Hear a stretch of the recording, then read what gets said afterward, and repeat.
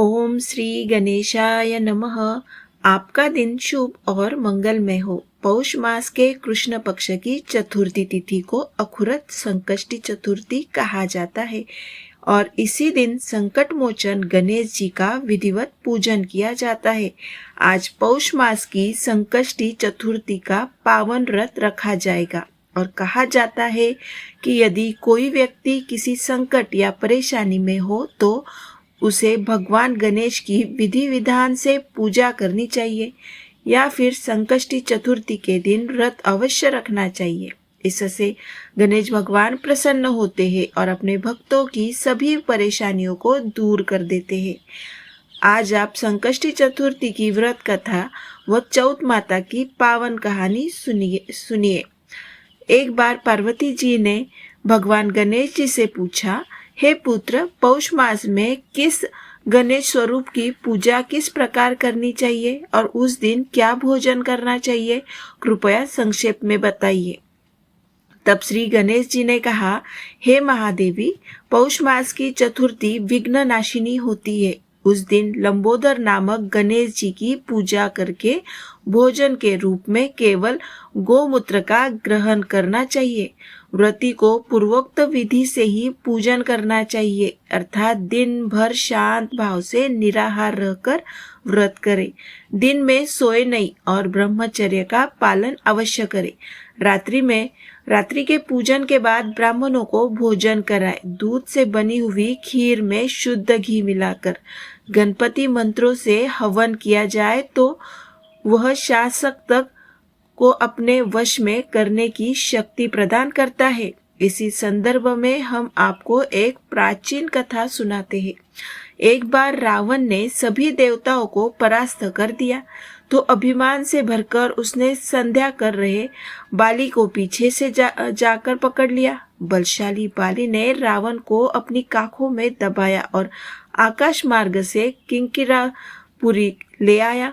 वहां उसने उस बंदी रावण को अपने पुत्र अंगद के लिए खिलौने के समान सौंप दिया।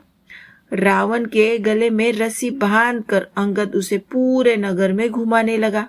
विश्व विजेता रावण की यह दयनीय दशा देखकर सभी नगरवासियों ने खूब उपहास किया। लोग कहने लगे, अरे देखो तो सही, यह वही विश्व विजेता रावण है जिसे आज एक राजकुमार सड़कों पर घुमा रहा है।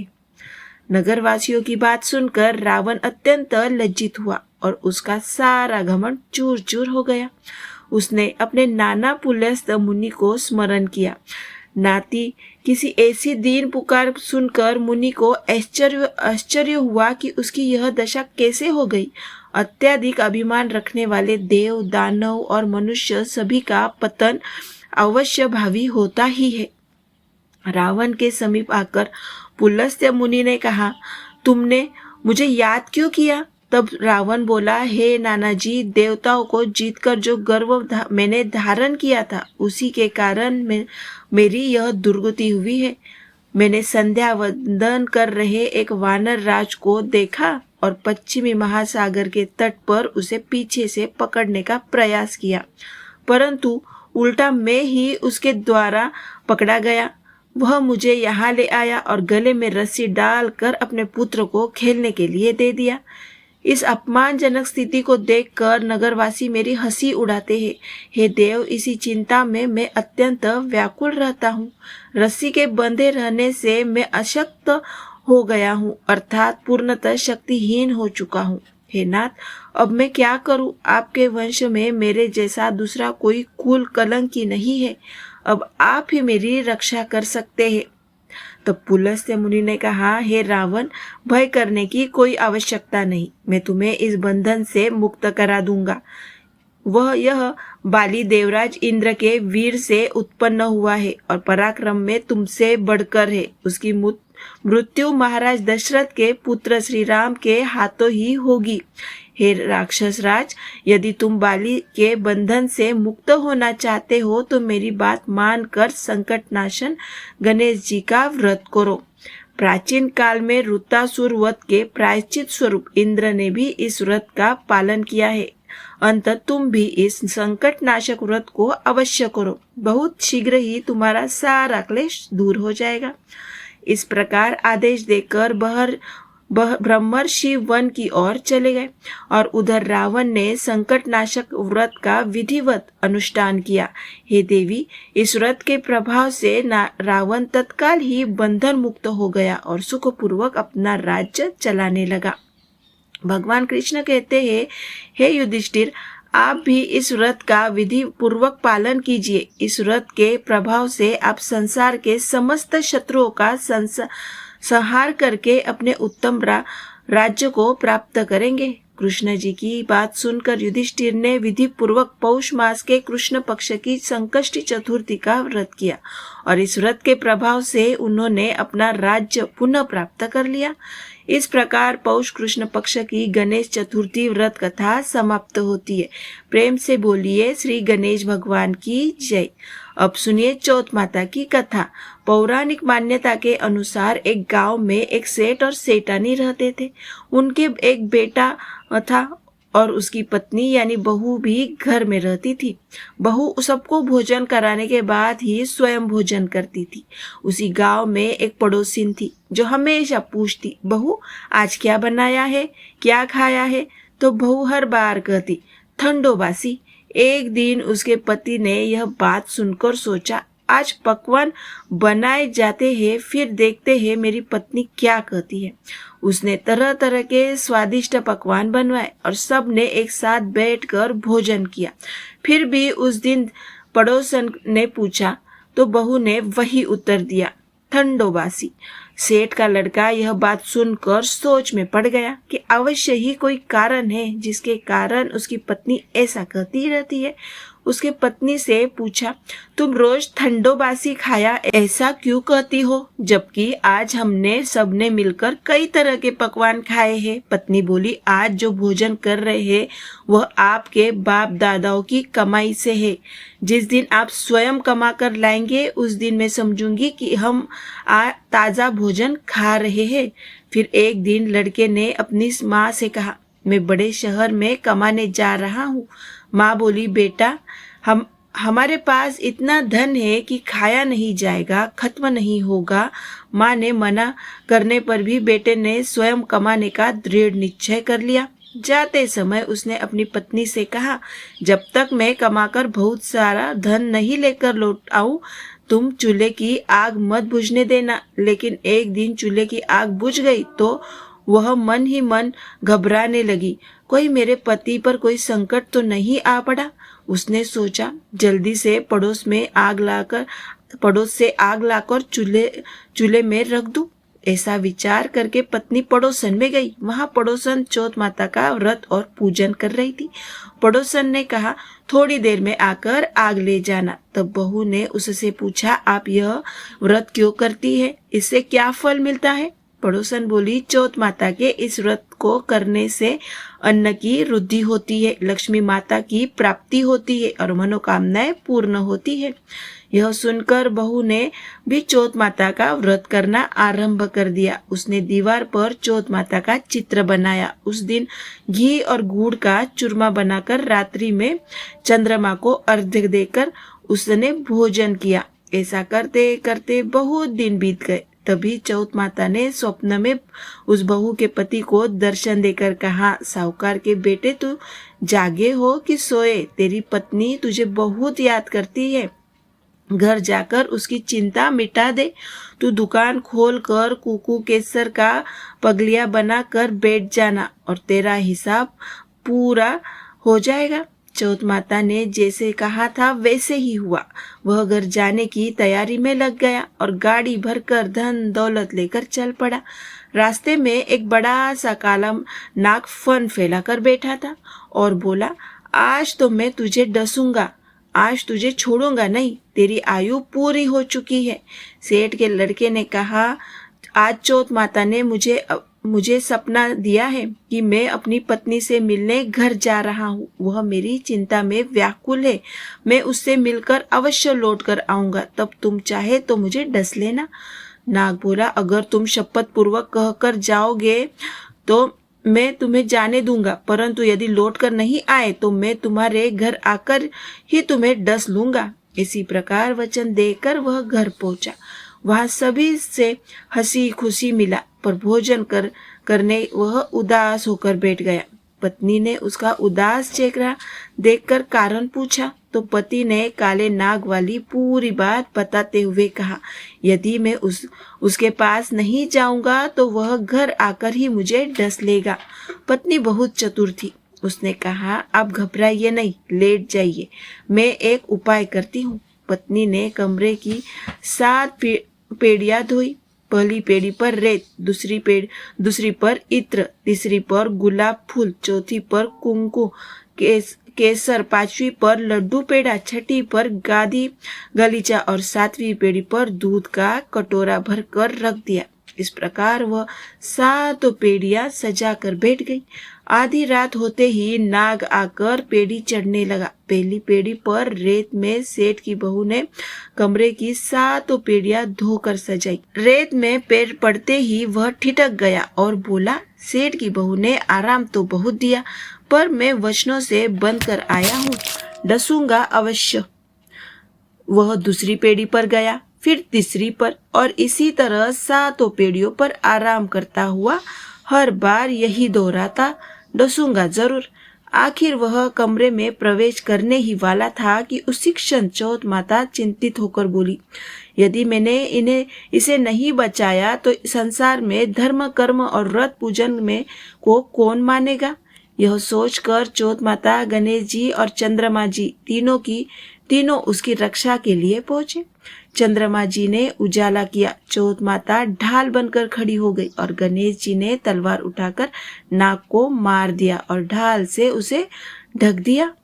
उधर बहू थक कर गहरी नींद में सो चुकी थी। सुबह हुई तो लोग सेठ के बेटे से मिलने आए, पर बेटे बहू तो अभी तक जागे ही नहीं थे। बहुत देर हो गई। तब माँ उन्हें उठाने गई। कमरे में प्रवेश करते ही उसने 7 पेड़ियों की हालत देखी। हर जगह नाग के पैरों के निशान और बिखरा सामान देखकर वह घबरा गई और जोर से आवाज लगाई। बेटा बहू उठकर कमरे से आए तो देखा वहां एक ढाल और तलवार पड़ी हुई थी। जब ढाल उठाई तो उसके नीचे वही काला नाग मरा पड़ा हुआ था। इसे देखकर बेटा बहू सोचने लगे, आज तो सच में धर्म कर्म ही काम आए। भगवान गणेश और माता चौथ माता ने हमारी रक्षा की है। वे हाथ जोड़कर बोले, हे चौथ माता, जैसी रक्षा अपने सेठ के बेटे और बहू की वैसी ही रक्षा सबकी करना। बोलो चौथ माता की जय। गणेश चतुर्थी से संबंधित अनेक पौराणिक कथाएं प्रचलित है। इन्हीं में से एक कथा के अनुसार एक बार भगवान शिव और माता पार्वती नर्मदा नदी के तट पर बैठे हुए थे। उसी समय माता पार्वती ने भोलेनाथ से कहा, स्वामी, समय बिताने के लिए एक चौपड़ खेले। देवी पार्वती के आग्रह पर भगवान शिव चौपड़ खेलने को तैयार हो गए, लेकिन तभी एक प्रश्न उठा, हार जीत का निर्णय कौन करेगा।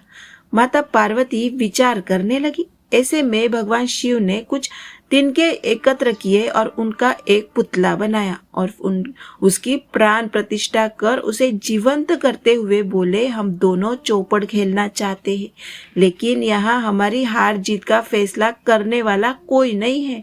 इसीलिए तुम्हें बताना होगा कि हम में से कौन जीता और कौन हारा। खेल शुरू हुआ और संयोग से 3 बार माता पार्वती ही जीती। जब खेल समाप्त हुआ, भगवान शिव ने उस बालक से हार जीत का निर्णय करने को कहा, लेकिन बालक के पक्षपात करते हुए भगवान शिव जी को विजयी घोषित कर दिया। यह सुनते ही माता पार्वती अत्यंत क्रोधित हो उठी। क्रोध में उसने बालक को श्राप दिया, तू लंगड़ा होकर कीचड़ में पड़ा रहेगा। माता पार्वती का तेज देखकर पुतला भयभीत हो गया। वह कांपते स्वर में बोला, माँ, मुझसे यह भूल अज्ञातवश हुई है। मैंने जानबूझकर पक्षपात नहीं किया। कृपा कर मुझे क्षमा कर दे। उसी बालक की करुण पुकार सुनकर माता पार्वती का हृदय पिघल गया। दया से भरकर उन्होंने कहा, ठीक है बच्चे, मैं तुझे श्राप से मुक्ति का उपाय बताती हूँ। यहाँ 1 वर्ष बाद कुछ नाग कन्याएं गणेश पूजन के लिए आएंगी। उनके कहे अनुसार तुम भी श्री गणेश जी का पूजन करना। ऐसा करने से तुम मेरे सन्मुख पुनः आ जाओगे और तुम्हारा कष्ट समाप्त होगा। यह कहकर माता पार्वती भगवान शिव के साथ कैलाश पर्वत को प्रस्थान कर गई। समय बीतता गया और ठीक 1 वर्ष बाद उसी स्थान पर नाग कन्याएं आई। बालक ने विनम्रता से नाग कन्याओं से पूछा कि विघ्नहर्ता भगवान गणेश का व्रत और पूजन किस विधि से किया जाता है। पूजा विधि जान लेने के बाद वह बालक पूरे श्रद्धा भक्ति के साथ लगातार 21 दिनों तक गणेश जी का व्रत और पूजन करता रहा। उसकी सच्ची भक्ति देखकर भगवान गणेश स्वयं उसके सन्मुख प्रकट हुए और बोले, वत्स मांगो, क्या चाहते हो। बालक ने हाथ जोड़कर कहा, हे विनायक जी, मुझे इतना बल दे दीजिए कि मैं अपने पैरों से चलकर अपने माता पिता के पास कैलाश पर्वत पर पहुंच सकूं। भगवान गणेश मुस्कुराए और बोले, तथास्तु। क्षण मात्र में ही उसकी अपंगता दूर हो गई। अब वह स्वस्थ, तेजस्वी और प्रसन्न था। कुछ ही दिनों में वह कैलाश पर्वत पहुंचा और माता पिता के पास जाकर पूरी कथा सुनाई। कैसे उसने व्रत किया, कैसे गणेश जी प्रकट हुए और कैसे उसे पुनः चलने की शक्ति प्राप्त हुई। उधर चौपड़ वाले दिन से ही माता पार्वती भगवान शिव से नाराज बैठी थी। ऐसे में भगवान शिव ने भी बालक की बात मानकर 21 दिनों तक गणेश पूजा का व्रत शुरू कर दिया। गणेश जी का व्रत और पूजन किया। इस व्रत के प्रभाव से माता पार्वती के मन में जो उनके प्रति नाराजगी थी वह स्वतः ही दूर हो गई। इसके बाद भगवान शिव ने यह फलदायी व्रत स्वयं माता पार्वती को बताया। व्रत का महत्व सुनकर माता पार्वती के मन में भी अपने प्रिय पुत्र कार्तिकेय से मिलने की बड़ी प्रबल इच्छा जागी। पुत्र प्रेम से भरकर माता पार्वती ने भी विघ्नहर्ता गणेश जी का व्रत और पूजन आरंभ किया। जैसे जैसे दिन बीतते गए उनकी श्रद्धा और बढ़ती चली गई और फिर व्रत के ठीक 21वें दिन पुत्र कार्तिकेय स्वयं माता पार्वती से मिलने उपस्थित हो गए। माता पार्वती की आंखों में आनंद के आंसू छलक पड़े। उसी दिन गणेश जी का यह व्रत अत्यंत फलदायी माना जाने लगा। कहा जाता है कि जो भी भक्त इस दिन व्रत रखकर विधि विधान से गणपति की पूजा करता है उस पर गणेश जी की विशेष कृपा सदा बनी रहती है। अब सुनिए दूसरी पौराणिक कथा। कथा के अनुसार एक समय सभी देव देवता गंभीर संकट में पड़ गए। संकट दूर करने का उपाय न पाकर वे एक साथ भगवान शिव के पास कैलाश पर्वत की ओर प्रस्थान कर गए। शिव जी और माता पार्वती अपने दोनों पुत्रों कार्तिकेय जी और गणेश जी के साथ विराजमान थे। देवताओं की समस्या सुनकर भगवान शिव ने अपने पुत्र की ओर देखा और पूछा, तुम दोनों में से इस दैवी संकट का समाधान कौन कर सकता है। यह सुनते ही गणेश जी और कार्तिकेय जी दोनों ने एक स्वर में स्वयं को इसके योग्य बताया। पुत्रों का उत्साह देख भगवान शिव प्रसन्न तो हुए, परंतु यह सोचकर असमंजस में भी पड़ गए कि यह उत्तरदायित्व किसे सौंपा जाए। तब भगवान शिव ने कहा, आप दोनों में से जो सबसे पहले पूरी पृथ्वी की परिक्रमा करके लौट आएगा उसी को देवताओं की सहायता के लिए भेजा जाएगा। पिता की बात सुनते ही कार्तिकेय जी तुरंत अपने वाहन मोर पर आरूढ़ हुए और तीव्र गति से पृथ्वी की परिक्रमा करने निकल पड़े। लेकिन गणेश जी कुछ क्षण चिंतन में डूब गए। उनका भारी भरकम शरीर और ऊपर से उनका वाहन धीमे चलने वाला मूषक, यदि मैं पृथ्वी की परिक्रमा करते तो बहुत समय लग जाता। थोड़ा विचार करने के बाद गणेश जी शांत भाव से उठे और माता पार्वती तथा भगवान शिव की 7 परिक्रमा कर ली। फिर नतमस्तक होकर दोनों के चरणों में बैठ गए। भगवान शिव यह देखकर अत्यंत प्रसन्न हुए। उन्होंने पूछा, तुमने पृथ्वी की परिक्रमा क्यों नहीं की। तो गणेश जी ने भोलेपन से मुस्कुराकर कहा, माता पिता के चरणों में ही समस्त लोगों और संपूर्ण जगत समाया है। इनकी परिक्रमा कर लेना ही सारी पृथ्वी की परिक्रमा करने के समान है। उनका यह उत्तर सुनकर भगवान शिव हर्ष से भर उठे और देवताओं की सहायता का कार्य गणेश जी को सौंप दिया। कहा जाता है कि जो भी भक्त गणेश चतुर्थी के दिन विधि विधान से गणपति की पूजा करता है उसकी सभी मनोकामनाएं पूर्ण होती है और जीवन के सभी कष्ट दूर हो जाते हैं। इसी दिन से गणेश चतुर्थी का पावन पर्व मनाया जाने लगा।